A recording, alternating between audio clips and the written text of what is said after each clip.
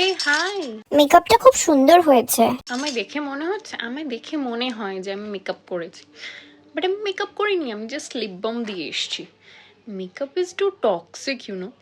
আমার তো ড্রেস আর অর্নামেন্টস পরে একটা জাস্ট চুলে কোনো রকম বান করে নিলাম, বাস হয়ে গেল। Actually I love natural beauty you know. এই যে আমার ল্যাশেসগুলো দেখছি সব রিয়েল। ইভেন আমি যে অ্যাকনেওয়ালা স্কিন হয় সেগুলো, তারপর পিম্পলস অ্যান্ড ডার্ক সার্কেলস যেগুলো বোঝা যাবে, এগুলো আমি খুব রিয়েলিস্টিক জিনিস পছন্দ করি। তাতে কি রিয়েল বিউটিটা বোঝা যায়।